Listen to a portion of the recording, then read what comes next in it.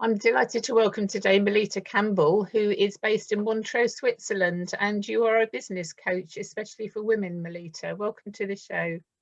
Thanks, Elaine. It's great to be here. So Montreux, Switzerland, that's a bit fancy, isn't it? How come you're out there? Because I believe you're English, are you?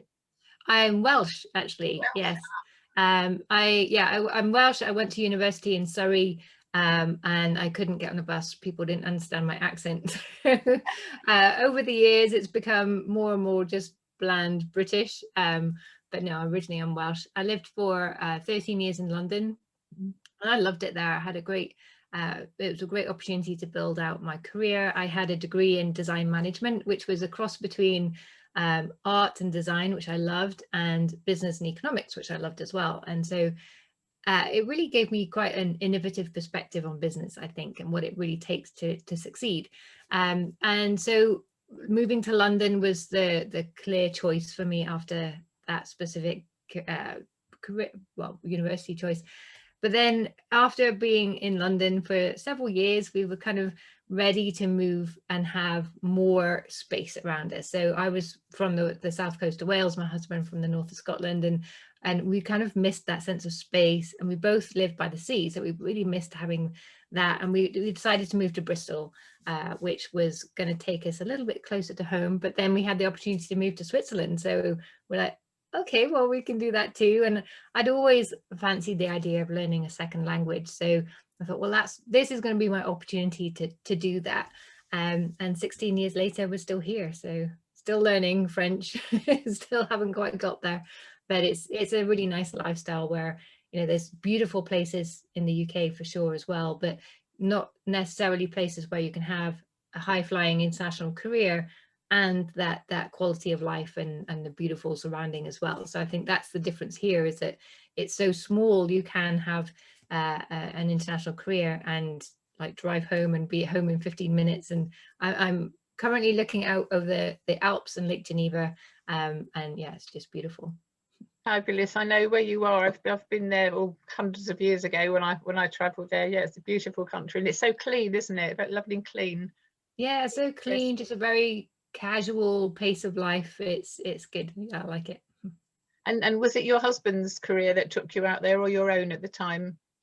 Kind of both. My husband got a new opportunity over here, working for Nestle. He was working for a consultancy in London, and I worked for Lloyds TSB, which at the time was Europe's largest bank. And I resigned because so I could move to Switzerland with my husband. But actually, it was like it was meant to be. The international head office in Geneva that no one in London knew we had even, emailed my boss for a sample job spec for an internal communications manager, which was my role at the time. And so my boss just emailed them back saying, actually, my internal comms manager is coming to Geneva. Would you, shall I just put you in touch? So it was quite beautiful timing, really. So we both moved over here. I started working after 3 months. It took a little while to get the permits, but then that just allowed me that time to get used to my new surroundings, make a few friends. So it worked out brilliantly. Brilliant. And as you say, so 16 years you've been there now. Yes. Marvellous. So you describe yourself as a business coach for women. So how did that transition take place then? What happened between the last 16 years that you've now transformed yourself? Yeah, I feel like I've had several lifetimes since I came here. So when I moved here, I wasn't quite married yet. I was engaged. I turned 30 while I was here. I worked in private banking for Lloyds TSB, and it was built up my career in marketing and communications here.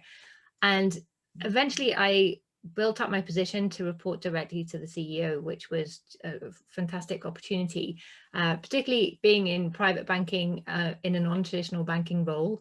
So having that leadership perspective was wonderful. But in Switzerland, particularly at that time, it was quite, the gender balance was definitely not what it is in London at all.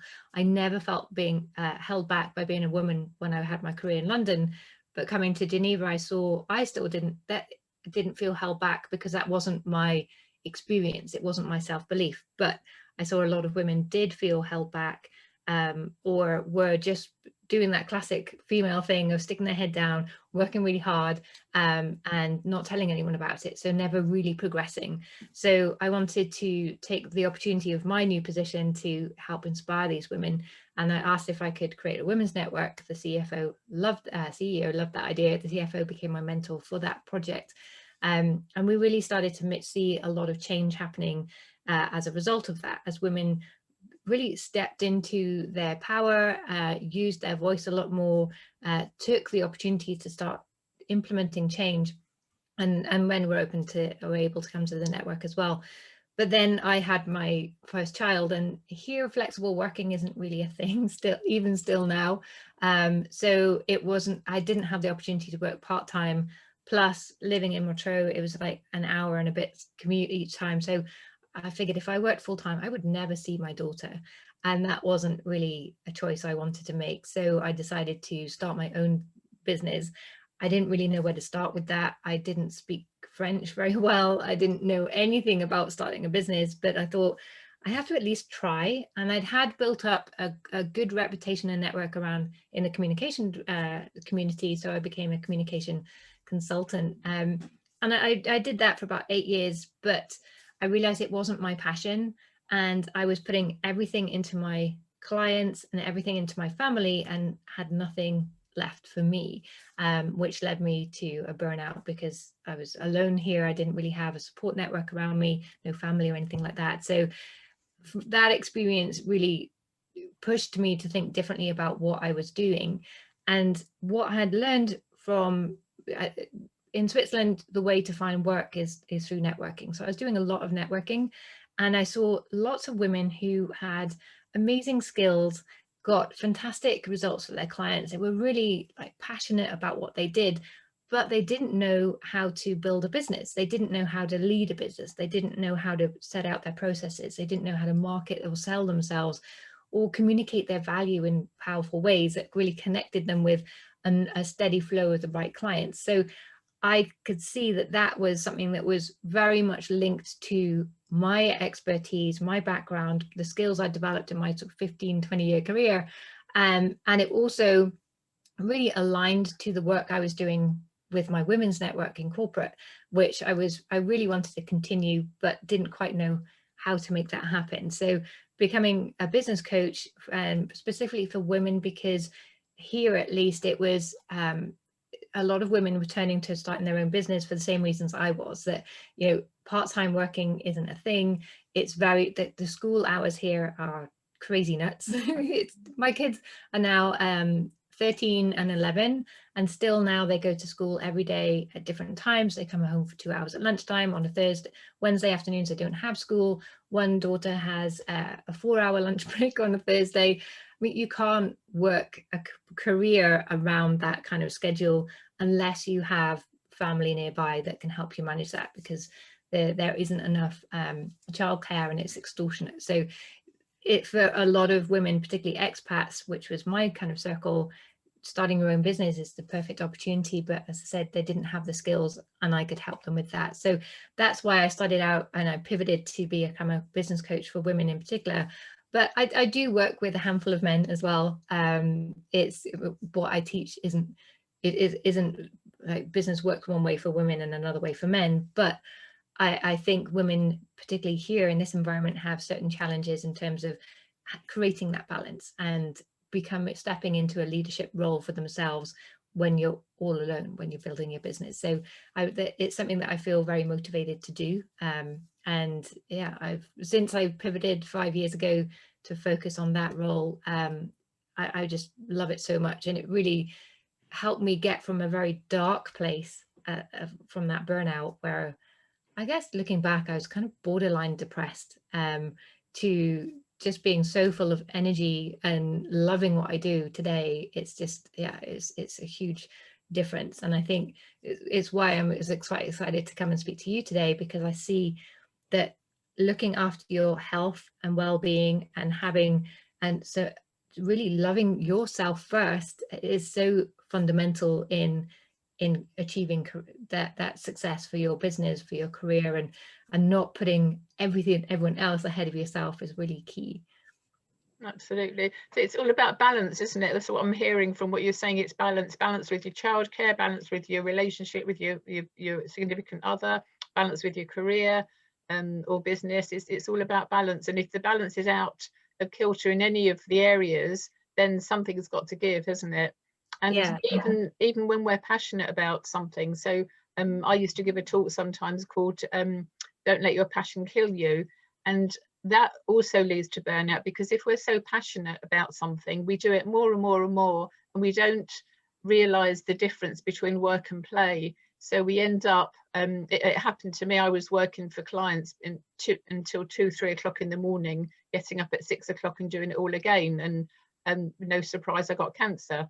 The burnout was just, ridiculous. But I didn't realize, when you're in it, you don't realize, because you're having such fun, you're so passionate. But then you need, so having a coach, somebody who's on the outside of you, a trusted person kind of looking in to guide you, to nudge you, to question you, to hold you to account, I think is really important. So Yeah. what kind of why a business coach? I mean, you came from a corporate environment, which is, I know a corporate business and a small business, ostensibly they're the same, with more zeros on the end and more complications on the end.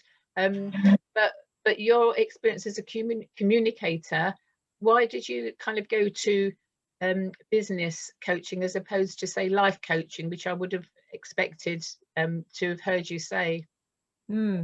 Yeah, great question. And I think business has always been my passion. So at school, I loved business studies. I loved economics, although I'm dyscalculic. I can't read numbers very well, so I couldn't really do that at the next level at university, because then it all became very much about maths and numbers, and that's really not my strong point.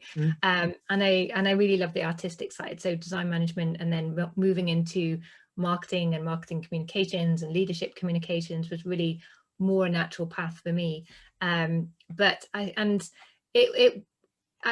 have been pushed by quite a few people to move more into corporate coaching, helping women in leadership to develop their voice, to move into to really understand how to communicate in more powerful ways. And that would be interesting, but I think it was I could do that, and it would probably pay more, maybe. that was the main reason most people move to corporate, and why people are pushing me to do that. It's like, well, there's loads more money in that.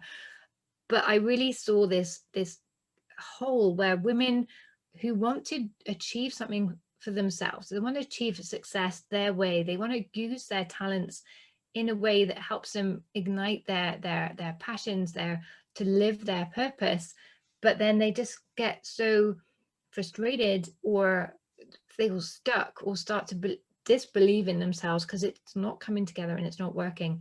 And I think it's a lot of the cases, and I see it with the clients that I work with, it's not that they don't have the skills to make it happen, they just don't have that business knowledge on how to bring together the different elements of what they're doing in a way that gives them that consistency and the momentum and the confidence to build that confidence in themselves and their ability to achieve success.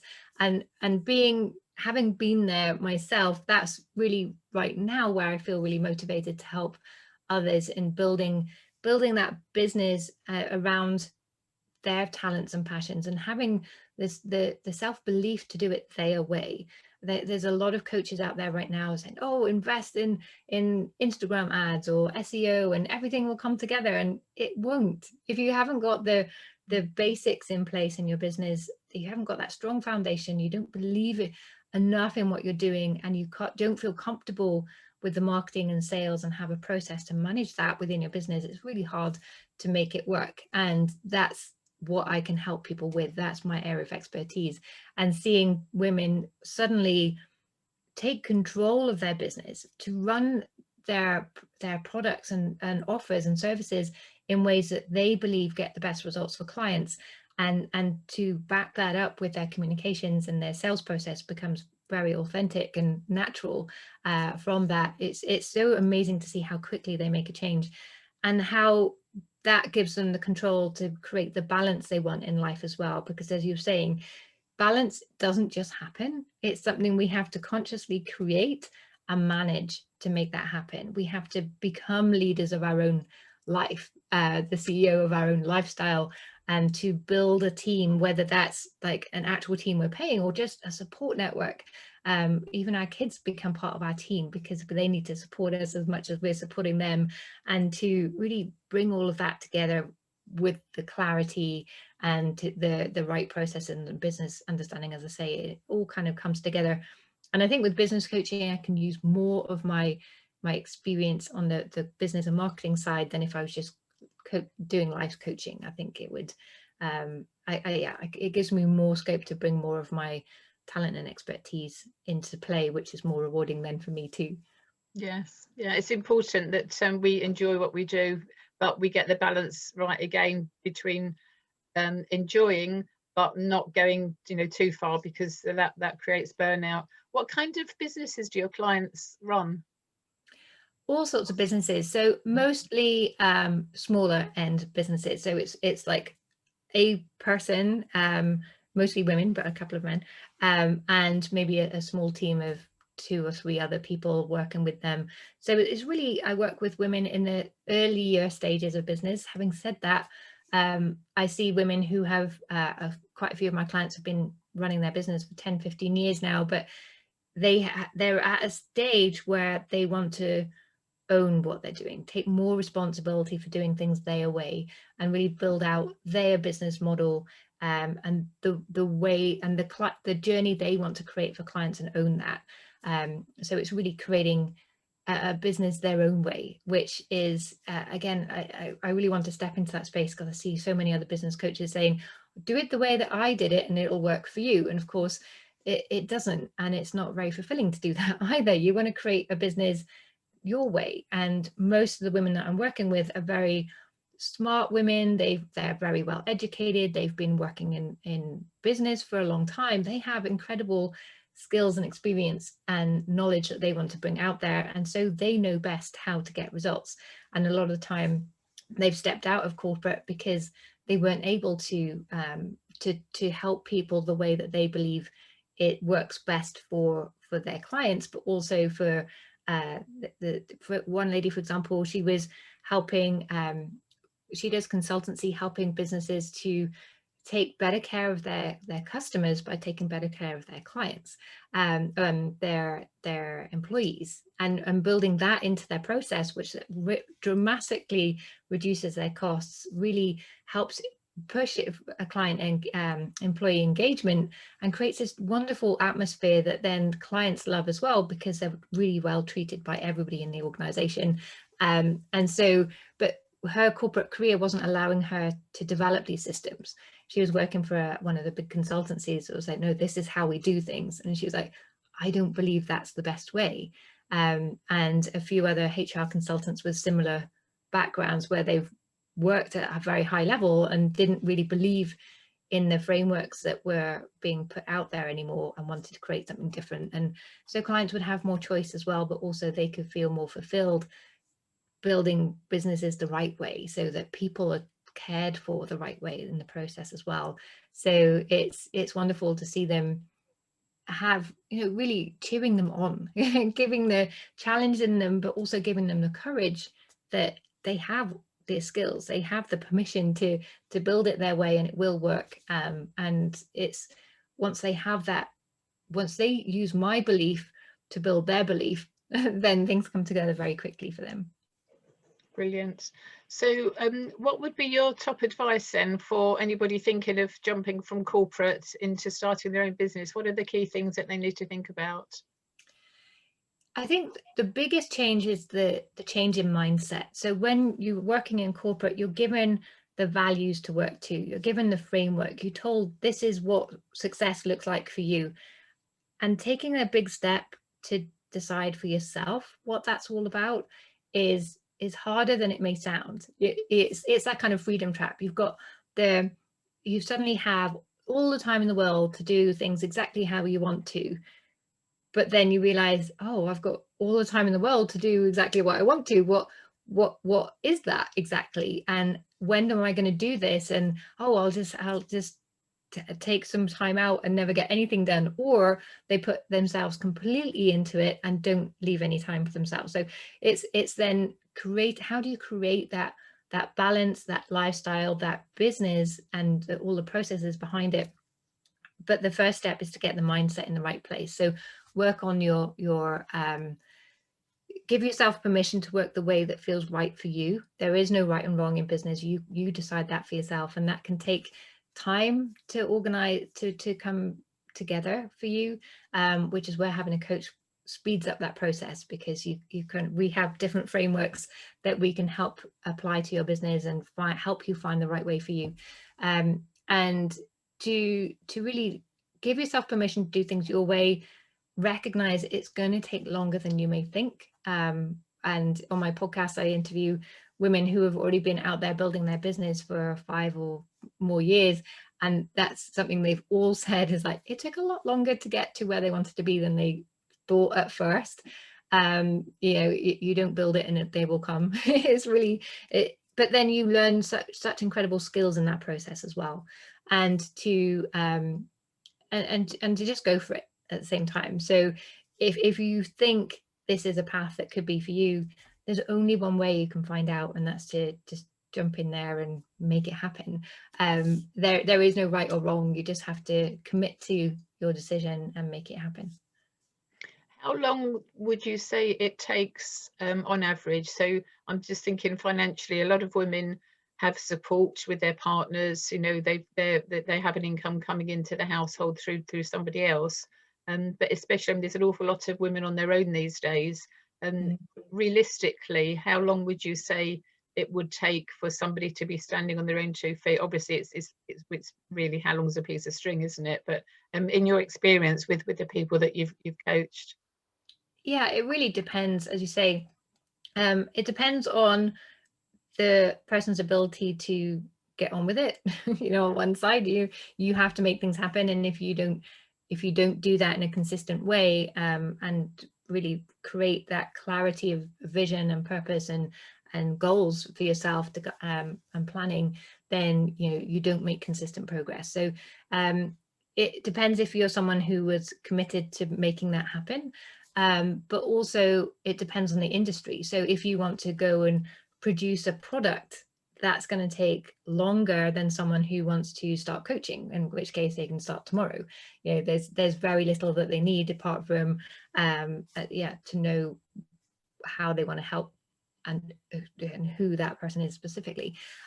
So you can get started very, very quickly, but it depends on how clear your vision is and how clear you are about who you help and exactly who that person is and how you're going to help them and what transformation you're going to get for them and why you're different to other people. Getting all of that foundation in place. If you're not clear about that element first, then it's going to take you a lot longer.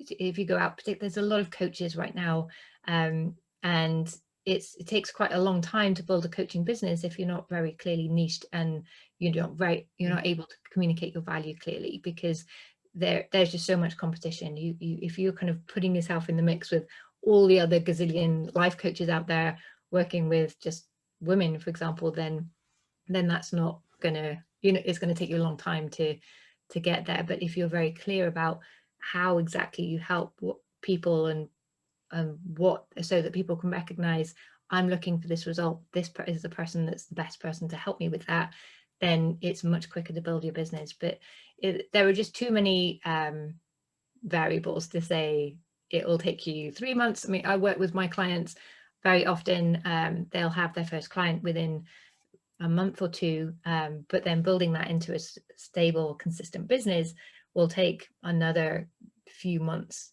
to embed that process, really play around with what works, and move that forward.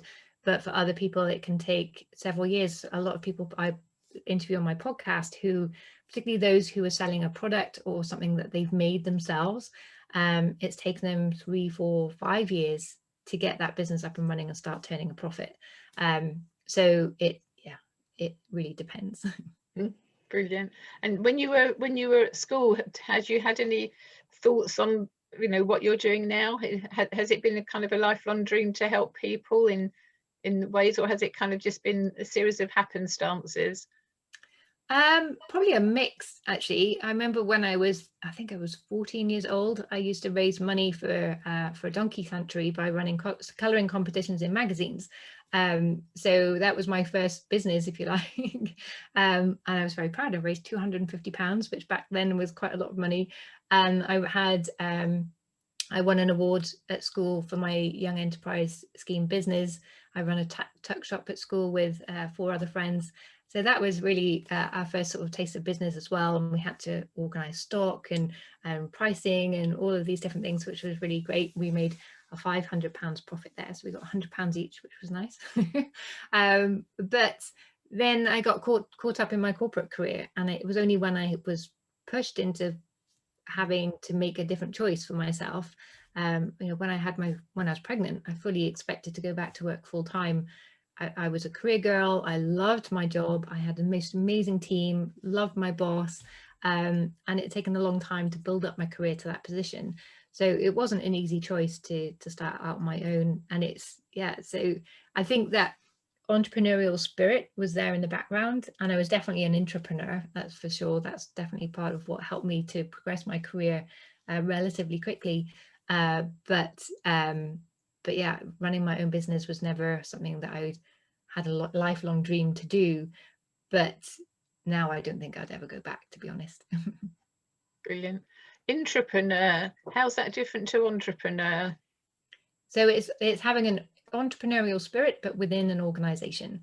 So I was always, for example, the CEO announced to the top 60 leaders within the entire organization that now they were going to have communication effectiveness put on their balanced scorecard. So their ability to progress in their career and get their bonus was going to rely on them being a good communicator. I was head of communication, so I thought, brilliant. But so I went and knocked on his door. I was like, I love this idea. You know, it's great that you're encouraging everyone to be a better communicator, but is it really fair when very few leaders have ever had any communication training? And he was like, yeah, that's a good point. So, okay, can I take that away and make a training, help them to develop those skills and find a way of them monitoring their progress as they go through, and to really assess what kind of communication works for them and their team, and help them build out communication style their way. Not saying leaders have to be like this, because a lot of our leaders were very expert but introvert. So to say you have to now get out there and speak is just going to terrify them. So, and he was like, yeah, brilliant, off you go then. So, and I think there was actually, I had all the way through my career, I've had very high level mentors within the organization. Even at Lloyds TSB, number 2 was my mentor for a while, and they always consistently said I was one of the few people that would go to them having noticed a problem, but having found a solution, and be willing to take that solution forward. So, and I think that's kind of the entrepreneurial spirit, finding those finding problems, solutions to problems, and making those happen. So yeah. Brilliant. And that's what business is about in a nutshell. It's identifying a problem and coming up with a solution, whether it's a product or service. That's business in essence, isn't it? Yeah, absolutely. There is no business if there's no problem to be solved, because people won't pay for that. You know, if there's no problem, then there's nothing to be done. So Yes, yeah. It has you to solve mentioned something. about the sort of very clever people you were working with that were introverted, and a lot of it, the work that I've done over the last 20 plus years in behavioural profiling, anybody can be a leader, and I've profiled so many leaders, so many team members over the years, probably runs into thousands now over 25 years. And there's 2 styles of leadership that are very successful, not necessarily popular. One is a popular style, one is not so popular, but they are both can be very successful. So it's about knowing what your style is, and any style can be a leader.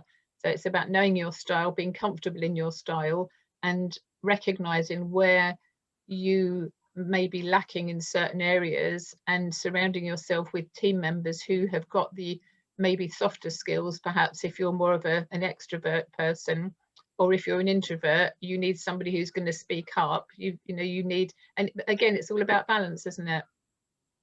Yeah, absolutely. And I grew up labeled the shy girl. I was definitely an introvert. Marketing, public speaking, well, marketing was okay because I was kind of hiding behind a computer, but speaking up, networking, all these things terrified me for an awful long time, until it got to a point where my career really depended on it. I was not going to be able to move forward unless I got out there and networked and made connections and started to speak up more and write articles and all of this kind of thing, which was really not my natural position at all.